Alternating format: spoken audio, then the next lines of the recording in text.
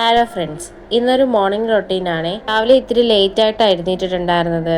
കാരണം രാത്രി താമസിച്ചാണ് കിടന്നുറങ്ങുന്നത്. എഴുന്നേറ്റ പാടെ മുടിയെല്ലാം ചീവി ഒന്ന് ഒതുക്കി ഫ്രഷ് ആയിട്ട് കിച്ചണിൽ കയറിയപ്പോൾ ഇച്ചായൻ കാപ്പി ഇട്ട് വെച്ചിട്ടുണ്ടായിരുന്നേ.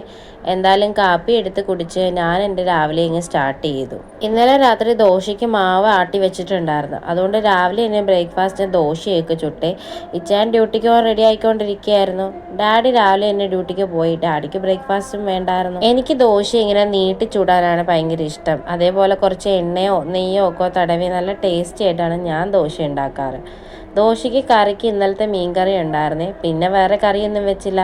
ഇച്ചാന് രാവിലെ ഇങ്ങനെ വാരി കൊടുക്കണം. അല്ലെങ്കിൽ പിന്നെ ഫുഡ് കഴിക്കാതെ പോയിട്ട് 10 മണിയാകുമ്പോൾ അവിടെ നിന്ന് വിളിച്ചു പറയും എനിക്ക് വിശക്കുന്നെന്ന്. ഇത് കേൾക്കുമ്പോൾ പിന്നെ നമ്മുടെ മനസ്സ് പോവും. ഇനി ഇങ്ങനെ പുറത്തോട്ട് ഇറങ്ങി പരിസരമൊക്കെ ഒന്ന് നോക്കുവേ, എന്തെങ്കിലും പ്രോബ്ലം ഉണ്ടോന്ന്. അപ്പോൾ ഉണ്ട് ഇതാ നമ്മുടെ വാഴ വീണ് കിടക്കും. അപ്പോഴത്തേക്ക് ഇച്ചാൻ റെഡിയായി വന്ന് പോയിട്ടുണ്ടായിരുന്നു ഡ്യൂട്ടിക്ക്. ഉച്ചയ്ക്ക് ഫുഡ് കഴിക്കാൻ വരും. പിന്നെ ബാക്കിലോട്ട് വന്ന് നോക്കിയപ്പോഴാണ് നമ്മുടെ മാവിൽ ഇത്തിള് കയറിയിട്ടുണ്ടായിരുന്നു. അതും ഇനി വലിച്ചു പറിച്ച് കളയണം. പിന്നെ ജോപ്പിന് എഴുന്നേൽക്കുന്നതിന് മുമ്പേ വീടൊക്കെ ഒന്ന് തൂത്ത് വൃത്തിയാക്കുകയെ. അവൻ എഴുന്നേറ്റാൽ പിന്നെ എഴയിലായിരിക്കും.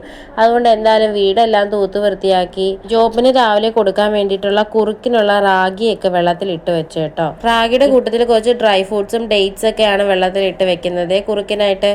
ഇതായിരുന്നു കേട്ടോ ഇന്നത്തെ ദിവസത്തെ രാവിലെ.